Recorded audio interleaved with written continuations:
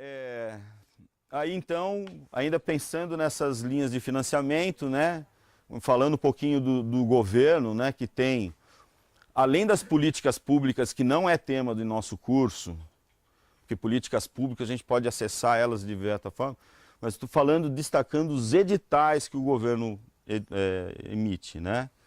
Então o Ministério do Meio Ambiente, que também, não sei, aqui também talvez não se enquadre esse tema, é a questão do combate à desertificação, que é, como a gente tem que pensar em todo mundo, então o Cerrado e a Caatinga, esse tem esse acesso a esse edital. Esse edital, eu venho acompanhando ele e ele vem se transformando cada vez mais. Antigamente ele vinha muito numa linha de pagamento de serviços ambientais, mudanças climáticas, próximo.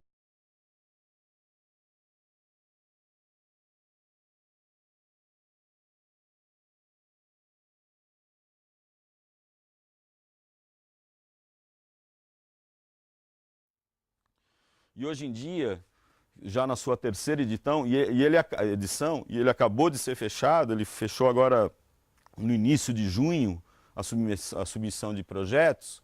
Olha só a abrangência que ele está hoje, ó. Redução de pobreza e desigualdade, ampliação sustentável da capacidade produtiva, preservação, conservação e manejo de recursos naturais, gestão democrática e fortalecimento institucional. Então você vê que antigamente um projetinho que era só meio focado ali numa questão pontual, hoje em dia tem uma abrangência. Então, um pouco assim, essa coisa de estar acompanhando os editais, né?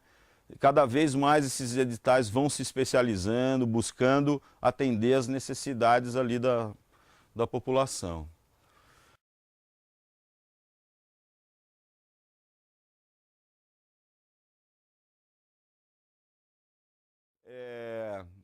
O outro edital também de governo, né, que é o FNMA, que está relacionado ao Ministério do Meio Ambiente, né, é o Fundo Nacional do Meio Ambiente, essa sigla, né. Ele acabou de fechar um último edital recente e abriu esse agora. Ó, esse é de 5 de junho de 2013, tudo coisa fresquinha que eu estou trazendo para vocês aqui. Então esse edital ele é focado em formação de agentes populares de educação ambiental na agricultura familiar e implementação de projetos comunitários de educação ambiental. Então isso aqui se enquadra com vocês aqui. Bacana, né? O edital é bom, bacana, grana, paga consultor, paga agente coordenador, paga atividades, um editalzinho redondo. Ele, inclusive, quem quiser, eu tenho ele disponível para vocês aqui. O problema dele, o tal do Sicov ali, né? Que é, assim, a gente vai fazer o projeto aqui, né? Os objetivos, a meta e tal. Na hora que você vai pegar essa tua ideia e colocar no formulário do financiador, esse formulário é eletrônico, as organizações têm que estar... É muito rigoroso ali para a questão do parceiro que vai receber, mas a vantagem disso é que é um dinheiro que prefeituras, Estado e entidade federal pode acessar. Isso, né, respondendo ao Gil, né, então esse também é todo mundo, inclusive agentes do governo. Ah, tá. Então, assim, tem duas modalidades de editais no FNMA. Você tem aquela que é induzido, que o FNMA quer ver acontecer, que é no caso disso, né? Que ele põe o título, faz e tal. Ele está induzindo a proposta. E tem espontânea, que é, eu tenho um projeto, mando para o FNMA. Ele deixa um texto mais aberto? Não, tá. Tem ali algumas linhas assim gerais, mas a grosso modo abrange tudo ali que você espera de um Fundo Nacional do Meio Ambiente. Você não vai mandar ali um projeto de agricultura intensiva para lá, entendeu? Tem um recorte ali, mas é muito abrangente dos campos do meio ambiente. Então esse aí é... Esse é induzido, porque ele lança o edital. Eu acho que é uma boa oportunidade para vocês. Quem tem tema em educação ambiental, tá aí, o edital está aberto, ok?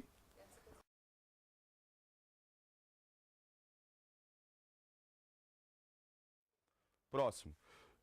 Aí, já um pouquinho aproveitando aqui a participação, como é, assim, tem o PNGAT, né? O PNGAT é uma forma ali de vocês também captar recursos para a sua terra indígena, né? Então, escrevendo o projeto, é um programa do governo, né? Então, ali, vocês escrevendo o projeto ali, vocês podem submeter ao PNGAT. E aí, o foco central deles é a questão de gestão da terra indígena. Tem outros elementos ali, mas assim, o eixo central é isso. Então, pensar projetos que vão desde formação de novas lideranças indígenas, entendeu? Pensar o zoneamento, o etnozoneamento do seu território. Então, isso são projetos que enquadram a questão indígena e estão, esse ano aqui, estão bombando, né? Esse ano aqui que eles estão executando mesmo. Os 2 anos atrás estava meio de preparação, conversa das bases. Acho que vocês estão acompanhando esses debates, né? Eu estou vendo você fazendo sim. Vocês têm acompanhado isso daí um pouquinho? Tá. Eu tenho algum material sobre isso. Se vocês quiserem, eu tenho quais são os objetivos. Tem até um textinho curto de qual é a meta, de como que faz e tal. Eu posso passar para vocês, tá? Então, a questão indígena, para vocês, a gente poderia pensar um edital, né? Um projeto para submeter para esse programa. Que aí eu acho que a gente ajuda vocês a formatar a ideia e tal, e de repente vocês mandam ali, quem sabe a gente não tem um projetinho de vocês ali para vocês, né? Próximo.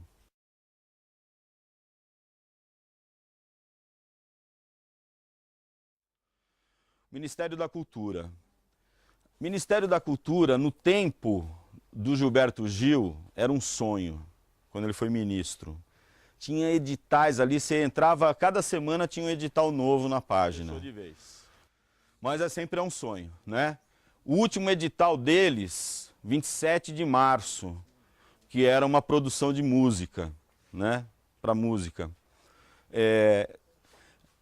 No Ministério da Cultura tem 2 eixos ali de captação que eu indico para vocês. Uma, através de editais, que é bom visitar ali, que periodicamente tem bastante produção cultural para quilombolas e para a questão indígena, principalmente.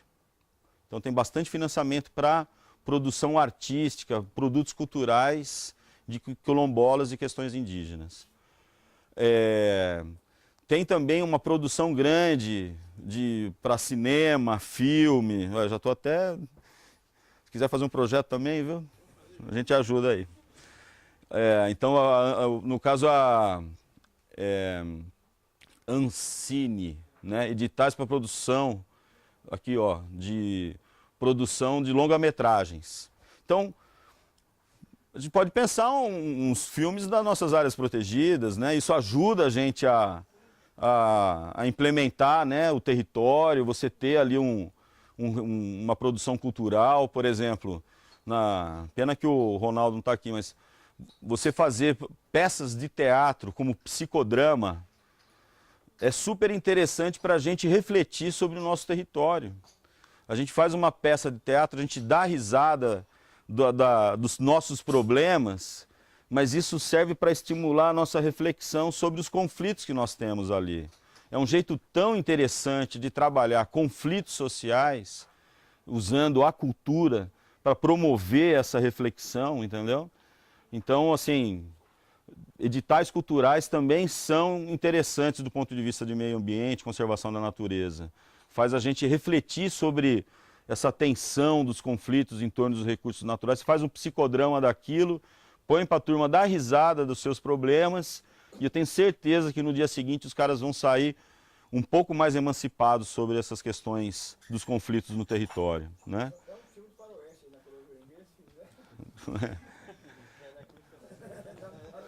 Mas assim, sempre é um instrumento da educação ambiental pensar esse tipo de ferramenta. Uma outra fonte de financiamento do Ministério da Cultura, pois não? O INEMA pode participar como Estado no Ministério da Cultura? Lógico. É uma possibilidade de fazer o trabalho. Com certeza. Uma estratégia também para os governos todo mundo conhece o PAC da Dilma aqui, né? Plano de Aceleração ao Crescimento, né? O PAC, dentro do Ministério da Cultura, chama Mais Cultura. E lá eles têm recursos para prefeituras, para construir cinema, teatro, auditório, ponto de cultura. Então ali, assim, tem essa fonte de captação também dentro do Ministério da Cultura, que é o Mais Cultura. Isso voltado muito aí às instituições governamentais. Próximo.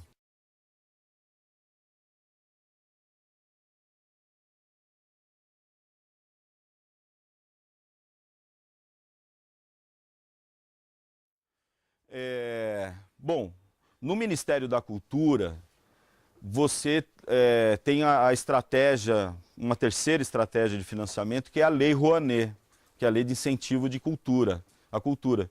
Isso a gente vai ver com mais detalhe no segundo módulo. Aqui eu só estou mostrando como as empresas se alinham a essa Lei Rouanet.